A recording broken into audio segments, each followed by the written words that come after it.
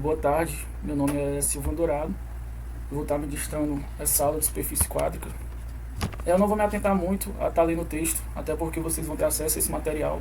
Então eu vou focar mais em algumas partes que a leitura dele possa ser um pouco mais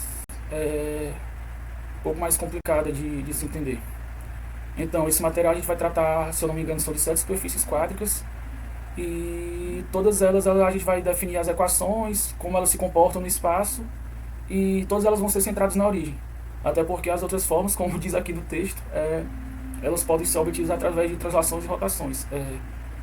As formas, a gente pode esboçar elas através de traçando, como eu posso chamar, traçando as projeções, né, dos respectivos eixos, e elas apresentam simetrias também em relação a cada um dos planos.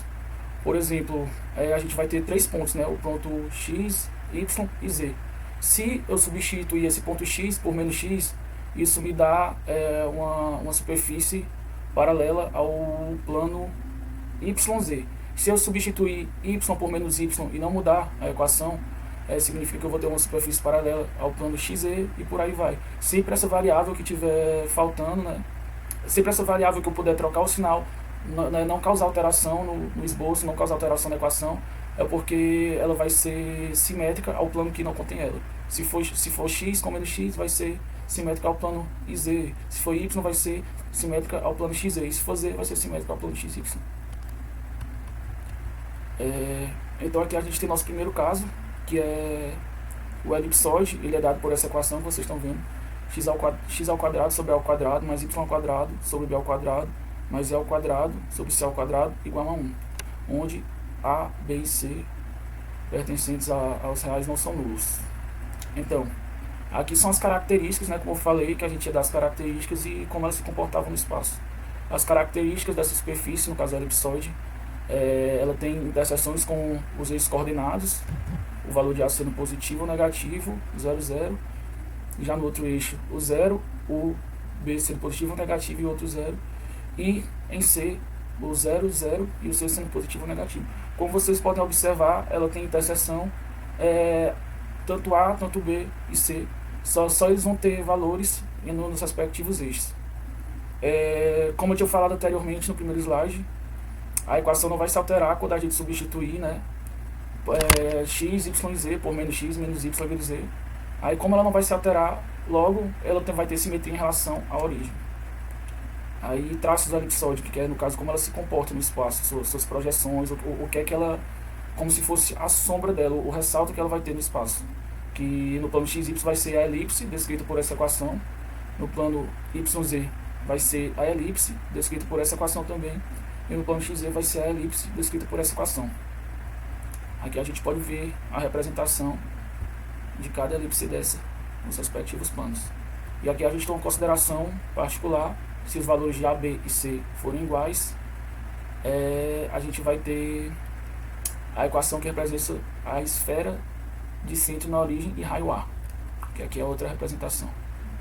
Aí aqui é descrita como uma forma que a gente chama de equação geral, que é o x menos xo sobre ao quadrado sobre o A, y menos o y de centro ao quadrado sobre b ao quadrado. Às vezes eu falo xo, mas pode ser xo, x centro, entendeu? É tudo questão de nomenclatura. Você pode utilizar qual mais se adequar, a forma que você fixar melhor na cabeça. E o z menos o z de centro ao quadrado sobre c ao quadrado igual a 1. Aí, em particular, a equação que representa a esfera de centro em x centro, y centro, z centro e raio A é descrito por essa equação aqui. A outra superfície quádrica que a gente tem é a hiperboloide de uma folha. Aí a equação que representa ela não se assustem, as equações realmente elas são bem parecidas. No caso, como vocês vão ver bem aqui, a única coisa que vai alterar é o sinal desse z. Deixa eu voltar aqui um pouco para vocês verem. A equação da elipsoide é x ao quadrado mais y ao quadrado mais c ao quadrado, cada um sobre respectivamente a ao quadrado, b ao quadrado mais c ao quadrado, igual a 1. Já a da hiperboloide é a mesma equação, só muda que esse sinal aqui é negativo, mas também é igual a 1. A e b e c continuam pertencendo aos reais, não são nulos. E aqui a gente vai para as considerações também. As interseções que elas têm com os eixos coordenados. No caso aqui a gente percebe que, em relação à figura anterior, a gente vai ter a interseção com o eixo a menos, né? Que a gente vai ter o A positivo, 0, 0, o A positivo ou negativo, 0, 0, e o 0, o B positivo ou negativo, 0. A gente já não tem aquela outra interseção, que era o 0, 0 e o C positivo ou negativo. Em relação à simetria, ela continua não se alterando se a gente substituir o x, y e z por menos x, y e z. Então o hiperboloide vai ter simetria também em relação à origem. E o traços desse hiperboloide no plano xy continua sendo uma elipse, no plano yz já é uma hipérbole e no plano xz também é uma hipérbole. Aqui está a representação de como elas se comportam, né? Como seriam as projeções dela no espaço, no caso do espaço para um plano, né? Como seria esse rebatimento. Tem essa parte também. Aqui a gente tem um caso, né? Como vocês viram a equação inicial, a primeira parte era esse termo bem aqui que ficava negativo. No caso, aqui nessas duas equações a gente vai ter esse termo e menos y sobre b2 negativo e o menos x2 sobre a2 negativo. Aí o que é que isso representa? No primeiro caso ele representa que o eixo do hiperboloide é o eixo dos y, e no segundo caso o eixo do x. Resumindo, o sinal negativo vai indicar a que eixo a equação pertence. Se o sinal negativo for em x, ele vai pertencer ao eixo do x. Se o sinal negativo for no termo que tem y, ele vai pertencer ao eixo do y. E se for no termo que tem z, ele vai pertencer ao eixo de z, no caso com simetria em relação à origem, nem o eixo. A outra superfície quádrica que a gente tem, hiperboloide de duas folhas. A gente vai continuar tendo a equação que representa, no caso aqui a gente vai ter dois termos negativos, que é o menos x e o menos y, continuando sendo igual a 1, e A, B e C também pertencentes ao reais e não são nulos. Quais as características dela e o comportamento no espaço? Em relação à interseção com os eixos coordenados, a gente pode ver que ela já meio que teve uma diminuição gradativa. No primeiro caso a gente teve interseção com 3, no segundo com 2, e agora já a gente só vai ter com um eixo, que no caso vai ser esse último, que é o que contém C. Curiosamente, no anterior ele era um que a gente não tinha interseção. Simetria. Continua não se alterando se a gente substituir x, y e z por menos x, porque ele tem a simetria em relação à origem. E os traços do hiperboloide nos planos, suas representações. No xy ele não tem, no yz é uma hipérbole e no xz também é uma hipérbole. A gente pode ver aqui como ela se comporta nessa imagem. Hiperboloide de duas folhas. Igual à figura anterior, quando vocês viam que a gente tinha uma variação de sinal, indicava a que plano ela pertencia. No caso aqui vai ser a mesma coisa, só que no anterior, o que era que indicava a que plano ela pertencia? O termo que tinha um sinal de negativo. Na hiperboloide de duas folhas, vai indicar a que eixo ela pertence, o termo que contiver o sinal positivo. Nesse primeiro caso, o termo que tem o termo x é o positivo, então significa que ela pertence ao eixo do x. E no segundo caso, como o eixo dos y é o positivo, significa que ela pertence ao eixo dos y. Outro caso que a gente tem é o paraboloide elíptico. A equação que representa esse, ela já é um pouco diferente. Ele já é igualado a zero. E o último termo, ele não possui nenhum dos termos ao quadrado. O último termo que eu chamo é essa parte aqui da equação. E A, B e C também pertencentes aos reais, eles não são nulos. C, como a gente já estuda, desde funções, época de mais ensino médio, quando for maior que zero, eles vão ter a concavidade voltada para cima. Então, nessa figura, que é o parabolóide que a gente chama, ela vai representar essa parte que é aberta, né, para onde ele se abre. E se C for menor que zero, vai ser a mesma coisa, vai ser a abertura para baixo, que no caso é essa outra figura. As interseções dessa figura com os eixos coordenados é 0, 0, 0, ou seja, ela não tem uma interseção. Gente, outra coisa, não confundam interseções com os pontos A, B e C. Lembrem que, por definição, A, B e C não podem ser, não admitem valores nulos, entendeu? Pode ser negativo ou positivo. Aqui a gente está falando sobre interseção, então tudo bem. A simetria não se altera se substituirmos x e y por menos x menos y. Logo, o paraboloide tem simetria em relação aos planos yz e xz. Como eu expliquei lá no começo, a gente sempre sabe qual é o plano que eles têm simetria de acordo com o termo que falta. Vamos supor, Se bem aqui o x eu posso substituir por menos x e não altere nada da equação, então ele vai ser simétrico ao plano YZ. Aí em relação, se for aqui eu substituindo y por menos y, ele vai ser simétrico em relação ao xz. Isso pode parecer uma informação meio besta, mas ela fica bem fácil de fixar na tua cabeça. No caso, se tu for fazer uma questão que tu não tem o esboço da figura, para tu conseguir visualizar ela ou traçar um esboço, é importante tu saber a que plano é simétrico ou não. E através só desse pequeno macete tu consegue identificar isso. Os traços dele no plano XY é o ponto 0, 0, 0, e no plano YZ é a parábola. A gente consegue observar um pouco isso mais ou menos, porque a gente vê que ele vai afunilando, né? E aí no finalzinho ele se comporta como ponto. E a parábola pela forma que, como se a gente imaginar ela sendo rebatida, a projeção dela no plano, como se fosse a gente jogasse uma luz e analisasse a sombra, essa sombra resultaria provavelmente numa parábola. Provavelmente não, com certeza. No plano XZ é a parábola x ao quadrado sobre a ao quadrado menos e sobre c igual a zero. Aí aqui a gente tem a figura, como eu falei. O sombreado dessa parte, né? Se a gente jogasse uma iluminação com a luz, a gente tivesse a figura. A projeção de um lado seria isso e do outro seria aquilo.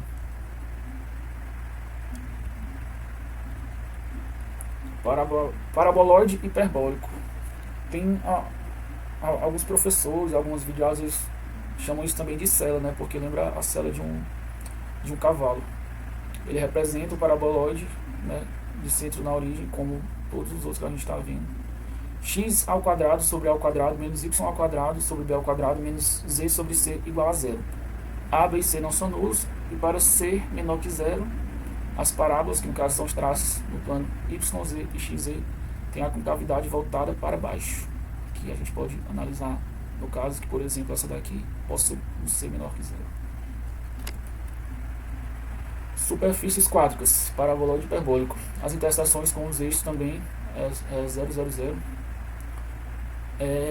A equação não se altera se substituirmos xy por menos x menos y, logo o paraboloide é hiperbólico e tem simetria aos planos yz e xz. Então, como eu já tinha repetido, o x trocando por menos x, a gente vai ter uma simetria em relação a iz, e o menos y, e o y trocando por menos y, a gente vai ter uma simetria em relação a xz.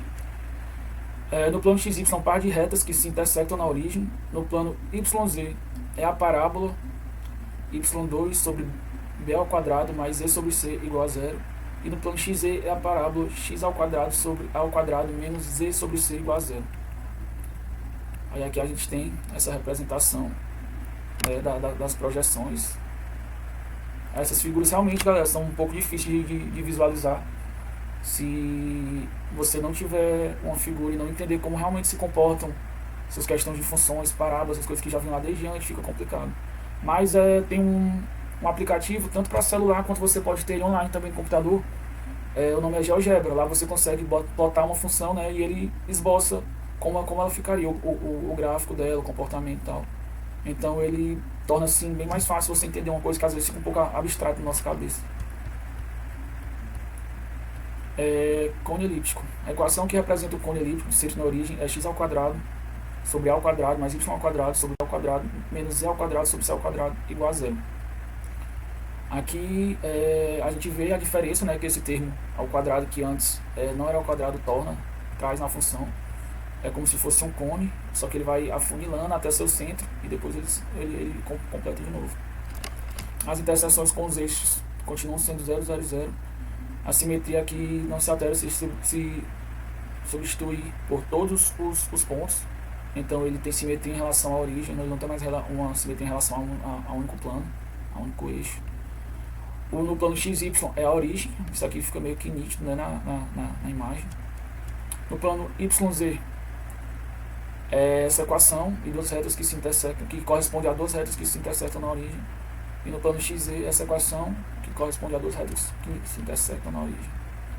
E a gente tem como se fossem as projeções, a imagem rebatida de uma luz jogada sobre essa figura em cada plano e o que a gente veria. Aí o traço em um plano Z igual a K, paralelo ao plano XY tem essa equação, e no caso essa equação representa o elipse. Superfície quádrica, talvez seja a superfície quádrica mais, digamos, comum que a gente tem no nosso dia a dia. Essas outras, às vezes, elas realmente são bem abstratas, algumas a gente não consegue associar o que a gente vê, mas o cilindro é uma coisa que está no nosso cotidiano. Ele é descrito por essa equação x ao quadrado sobre a ao quadrado mais y ao quadrado sobre a ao quadrado igual a 1. Eu vou ler esse teorema inicial, que às vezes ele é importante para fixar. Se C é uma curva plana e L é uma reta não situada no mesmo plano da curva, então o conjunto de todas as retas paralelas a L que intersectam C é chamado de cilindro. A curva C é dita a diretriz do cilindro e cada reta que passa por C paralela a L é chamada de diretriz do cilindro. Geratriz. De acordo com a observação do cilindro de geratriz paralela ao eixo do Z, tendo como diretriz uma elipse no plano x, y centrado na origem, tem a equação. É mais para você entender como se obteve essa equação aqui. A e B não são nulos. Já não é mais A e B e C. Aqui é só A e B que não são nulos. Aí aqui a gente tem a representação. Aí, por exemplo, se a gente tem essa equação y ao quadrado sobre a ao quadrado menos e sobre c igual a zero, obtemos o chamado cilindro parabólico. B e C não são nulos. Desenho à esquerda. Por exemplo, a equação é. Isso aqui já está se referindo, essas duas equações já estão se referindo a essa imagem aqui embaixo. E se a gente tem essa equação, essa forma de descrição de y ao cubo sobre b ao quadrado menos e sobre c igual a zero, a gente obtém o cilindro cúbico, onde A e C não são nulos, que é essa outra representação. Como eu falei, essas figuras são bem difíceis de visualizar. Isso aqui, pelo menos para mim, na minha cabeça, eu não consigo meio que descrever isso. O que eu aconselho a vocês é vocês tentarem memorizar como cada equação que descreve essas superfícies quádricas, elas são escritas, entendeu?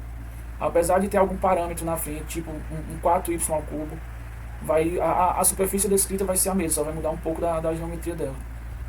E como eu falei, se vocês tiverem tendo dificuldade com isso, tem um aplicativo GeoGebra e a plataforma do GeoGebra Online. Então, à medida que vocês forem estudando e se deparando com as equações, plotem lá, vejam com a figura e aí fica mais fácil de associar na cabeça, até que meio que vira uma coisa normal.